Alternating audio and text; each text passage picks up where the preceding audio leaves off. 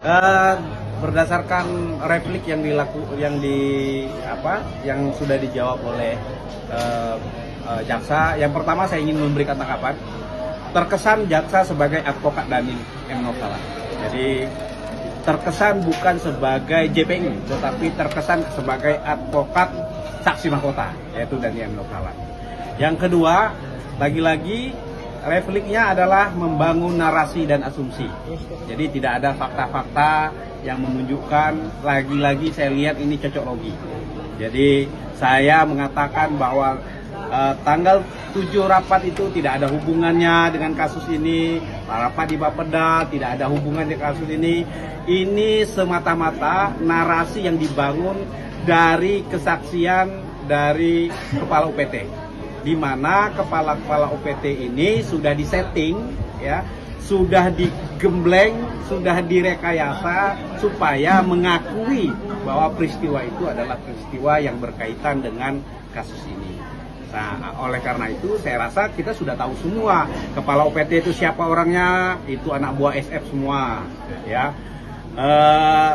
Bagaimana SF mau mengkriminalisasi saya, kawan-kawan sudah tahu semua. Jadi sebenarnya persoalan ini sudah terang benderang, tidak ada hubungan dengan saya. Ini dikait-kaitkan saja, itulah yang namanya cocok logi. Jadi sehingga menurut saya tidak perlu kita pertanyakan, dan hakim juga sudah tahu sebenarnya. Ya saya rasa ini terang benderang, orang sudah lihat semua kan, fakta-faktanya sudah lihat semua. Nah maka itu saya bilang di awal itu bahwa saya mengambil contoh seperti kata Khalil Gibran itu, bahwa kezaliman yang paling kejam itu adalah kezaliman yang mengatasnamakan hukum. Jadi untuk menghancurkan saya secara pribadi dan keluarga saya, ya dimainkanlah persoalan-persoalan hukum ini, peristiwa ini menjadi peristiwa saya. Jadi saya sebagai korban dalam hal ini, saya ya terima saja, sudah takdir ya. Tetapi hakim tentu punya penilaian yang jernih, karena saya masih yakin, ya, saya masih yakin dan percaya bahwa ada tangan-tangan keadilan yang dititipkan oleh Allah di ruang-ruang sidang. Itu untuk hakim. Insya Allah, menurut saya yakin kepada hakim ya, dan kepada Allah Subhanahu Wa Taala supaya bisa memutuskan ini yang dengan jernih. Jadi saya rasa apa yang dikatakan oleh JPU itu semua narasi dan asumsi saja. Berarti ke depan duplik ya Pak Gub ya? Ya, kita hari Selasa ada 28 duplik ya.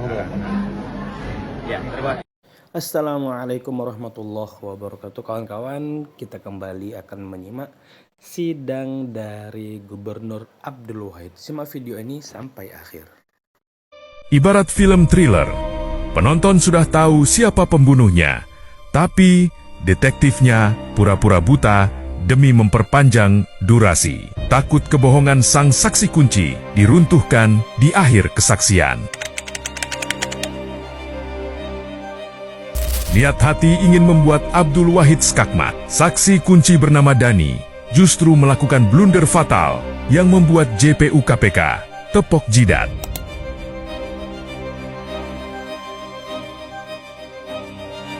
Di depan hakim, Dhani berakting layaknya korban. Skenario itu rapi.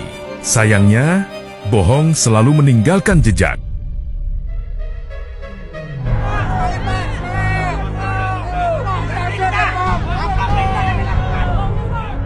Albert, driver penghubung Pemprov Riau yang membawa mereka ke Gedung Merah Putih pada 4 November 2025, membongkar naskah tersebut. Tidak ada drama titip HP. Fakta aslinya jauh lebih kelam dan penuh ketakutan. 1. Dhani datang membawa kantong kresek. 2. Di dalamnya ada HP yang sengaja direndam air hingga rusak. 3. Dhani sendiri yang kepanikan, minta dibelikan HP baru dan meminta driver mengamankan handphone miliknya yang rusak. Saya merasa sangat kecewa dengan pernyataan Bapak M. Dhani Nur Salam, karena memberikan pernyataan yang bisa saya buktikan kebohongannya, padahal dia sudah disumpah di atas Al-Quran. Jadi begini, di tanggal 4 November ketika sampai di KPK, para awak media begitu banyaknya. Setelah sampai di KPK, dia izin ingin ke kamar mandi, saya temanin untuk buang air kecil. Dan dia juga meminta membelikan handphone baru untuk dia gunakan komunikasi kelak. Dan dia tidak membawa handphone 3 buah yang dia sebutkan. Itu fitnah. Dia tidak malu dengan pernyataan dia itu. Karena di saat di atas mobil itu dia mengatakan kepada saya, "Bet, di belakang dia bawa bungkusan pakai kantong kresek. Di belakang itu ada baju abang. Dan handphone abang sudah abang rendam kemarin. Dan tidak berfungsi seperti baiknya handphone. Sudah dia rendam. Dan dia bawa handphone itu. Dia taruh di saku mobil badan penghubung yang saya pakai, di saku mobil belakang. Dia duduk di belakang. Nah, dia taruhlah di situ. Akhirnya dia minta belikan handphone untuk komunikasinya kelak ketika dia di dalam KPK. Dia berpesan sama saya, Bet, itu di belakang ada baju abang. Dan ada handphone abang yang sudah abang rendam, yang sudah tidak bagus lagi. Abang taruh di saku mobil yang di belakang, dekat pintu. Tolong diamankan." Nah, itu bahasa Bang Dani ke saya. Dan itu cuma 1 handphone, bukan 3. Tidak ada, dan saya buktikan tidak ada dia bawa handphone lebih dari 1. Tapi kalau istrinya lebih dari 1, saya tahu. Nah, tapi kalau dia menyatakan handphone itu 3, dia memfitnah di atas sumpah Al-Quran. Terima kasih. Apakah JPU sedang menguji hafalan akting Dani atau sengaja memberi panggung bagi figuran sutradara di balik layar demi konten viral?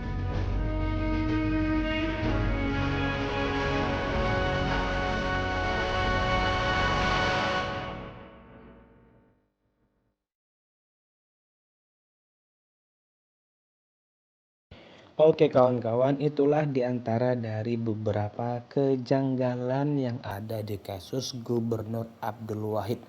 Maka bagaimana tanggapan kawan-kawan semua? Lanjut video, kita akan melihat closingan dari sidang.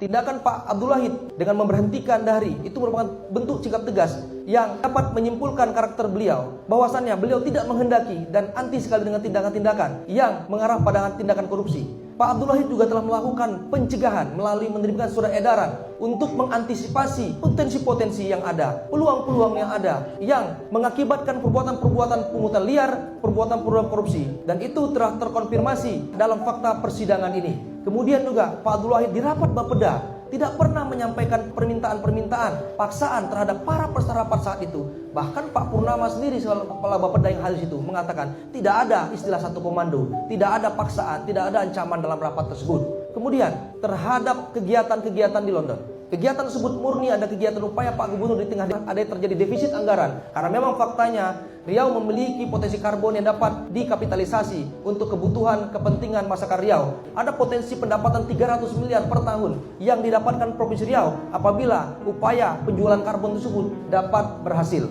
Kami juga menyimpulkan bahwa seluruh unsur pasal 12E Undang-Undang Tipikor itu tidak terpenuhi. Pak Gubernur tidak pernah bermaksud untuk mengangkat Dani Nur Salam itu untuk menguntungkan dirinya Pak Abdul Wahid maupun menguntungkan Dani Nur Salam maupun kepentingan orang lain. Pak Dani Nur Salam jelas memiliki kredibilitas, memiliki kapabilitas sebagai mantan ketua DPRD dari Kabupaten Negeri Hilir, kemudian juga menjadi anggota Banggar di DPRD Provinsi Riau, kemudian juga melalui konsultasi dengan Pak Purnama Kepala Bapeda bahwa Pak Dani Nur Salam memang memiliki kapasitas untuk menjadi tenaga ahli bidang Bapeda. Praktek tenaga ahli ini telah berlangsung di seluruh provinsi bahkan Indonesia, termasuk DKI Jakarta. Hal ini tidak lain tidak bukan untuk mengandalkan tenaga-tenaga ahli di luar ASN yang memang paham visi misi dari gubernur, dan mereka lah tim sukses salah satu orang memahami visi misi gubernur yang kemudian akan dituangkan kepada RPJMD yang menjadi pondasi dalam berjalannya pemerintah provinsial demi kesejahteraan masyarakat Riau. Kemudian pada saat Pak Dani melakukan apapun kegiatan, baik itu menerima 50 juta, menerima 1 miliar dari Berantas Hartono atas titipan dari Pak Arief Setiawan, sama sekali bukan perintah paksaan dari Pak Abdul Wahid. Dan Pak Abdul Wahid tidak pernah meminta untuk itu dititipkan ke Madam Marjani. Berkaitan dengan pasal 12F, bahwa Pak Gubernur tidak terbukti memiliki kewenangan untuk melakukan pemotongan pembayaran dalam tugas dan fungsi sebagai gubernur. Hal itu secara terang adalah kewenangan dari Kepala BPKAD yang memiliki kewenangan oleh undang-undang melalui mekanisme delegasi dari gubernur untuk Kepala BPKAD yang melakukan proses penerimaan pembayaran terhadap anggaran-anggaran Provinsi Riau. Oleh karena tidak tepat Pak Gubernur untuk ditarik sebagai subjek hukum yang bisa ditarik dalam pasal 12F ini. Karena pasal tersebut kami yakini, kami simpulkan berdasarkan keterangan ahli pula Dr. Hairul Huda bahwa itu hanya untuk orang yang memiliki kewenangan kebendaharaan. Kemudian terbukti bahwa sampai dengan hari ini ditutupnya persidangan pembuktian, tidak pernah Pak Abdul Wahid itu menerima gratifikasi dalam bentuk apapun dari Dhani Nur Salam, Marjani, dari Arif Setiawan, Ferry Yunanda, para kepala UPT, baik kepala UPT 1 sampai kepala UPT 6, Jalan Jembatan PUPR, PKPP, termasuk seluruh pihak-pihak yang disebut dalam perkara ini, apakah itu Ispan, Mardoni, Syahrial Abdi, Purnama, Iwan Pansa, dan seterusnya. Oleh karena itu, kami memohon kepada Yang Mulia Majelis Hakim kemudian untuk dapat tentunya memberikan ruang-ruang keadilan terhadap Pak Abdul Wahid. Pembuktian dalam perkara ini tidak cukup untuk membuktikan kasus tindak pidana korupsi yang kata extraordinary crime, apalagi disebut-sebut sebagai white collar crime, yang seharusnya juga mengedepankan pembuktian-pembuktian yang lebih saintifik, tidak mengandalkan bukti-bukti yang konvensional. Kita berupaya untuk membuktikan bagaimana tuduhan-tuduhan itu tidak berdasarkan. Kami meyakini sampai dengan hari ini bahwa berdasarkan kesimpulan fakta persidangan, Pak Abdul Wahid tidak terbukti secara sah dan meyakinkan melakukan perbuatan dituduhkan dalam dakwaan tersebut.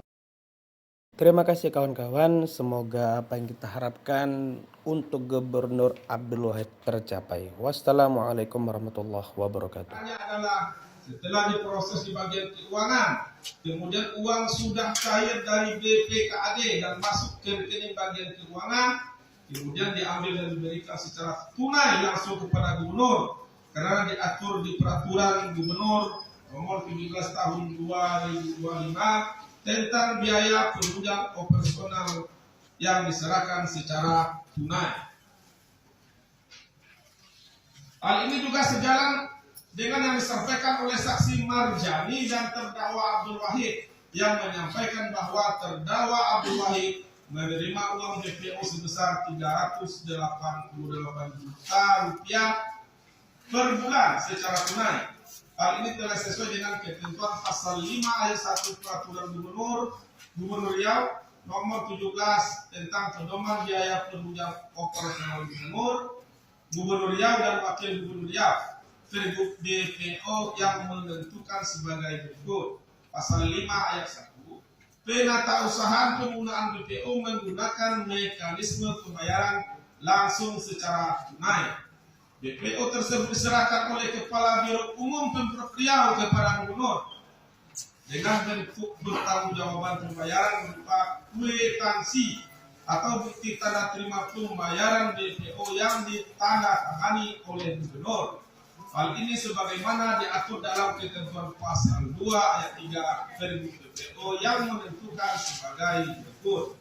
Pasal 5 ayat 3, pertanggungjawaban pembayaran BPO dalam bentuk kwitansi atau bukti tanda terima yang ditandatangani oleh gubernur dan wakil gubernur.